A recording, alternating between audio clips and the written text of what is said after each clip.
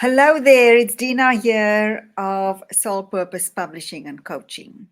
And today I want to talk about the fact that we are either in our inner victim mode, or we are in our creator mode. Now I'm going to make this quick because my light is fading fast, and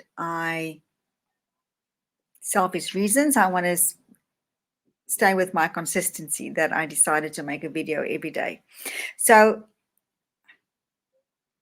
mostly, unfortunately, we find ourselves in our victim mode. Why do I say that? It's when we are in our mind, when our ego is running the show, when we have continuous thoughts, this voice in our head that continuously tell us to do what, to do the next thing, that has opinions about everything that we do or don't do, that seems to be the control. It also makes us feel bad about ourselves. That's our inner critic. You can call it anything, your false self, all of that. It means that we are in a sort of lower vibration kind of thing. The main thing is that when we are in that space, we are also in a very dense space. That means we cannot create from that space. We cannot create something new from that space because the mind only knows what's old, what's already been done, what's familiar. So it only repeats whatever is coming, what has happened again. When we want to create something new, we got to be in presence. We got to be in what is called non-localized consciousness. Localized consciousness, when we're in our mind, everything is just the same. We cannot create something new. We try to move matter. We cannot create from matter. We've got to create from non-local consciousness. And that means, same as Dr. Joe Dispenza says, you've got to be in that place where you are nothing, where you're nobody.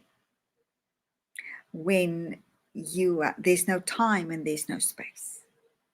That's when we really create. And of course, that means that we achieve those states through really being in silence and meditation and visualization, but from that space of we feel that we don't not in our minds.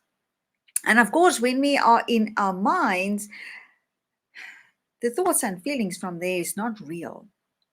It's only our assumptions about that reality, that assumed reality that we have. It's not who we truly are. So what we want to achieve or to get at is to quiet this mind so that we can come back to presence. That in itself, it's an amazing practice, and it takes so much discipline from us. And the best thing that I've heard about this is from a lady called Tara, I think it's Brach, is her surname, if I have it correctly, which she says is to, when we find ourselves in our thoughts and feelings, in other words, you can hear them, it's just our mind going about something, is to ask ourselves, what is in the way? What is between us and presence? Because that is it's in presence where our creator is. Our inner creator is where God is, the presence of God, so that we can create something. To ask ourselves, what is in the way? What is in between ourselves and presence? And when we become aware of that,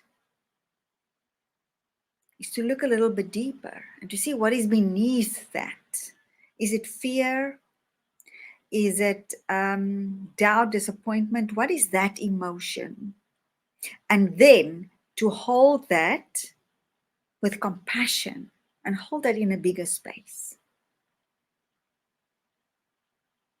The other person that I listen to as well is Michael Singer. You know him, the author of The Untethered Soul, and also The Surrender Experiment. And he says is to really to not get involved in your mind, to basically ignore it, not engage in those thoughts, because those are the ones that gain momentum, that make us feel bad about ourselves, that we create emotional and make emotional decisions from, and take action that is not serving us. So again, it's about awareness. It's about awareness of where we are. Where is our authority coming from? Is it from our hearts, from presence?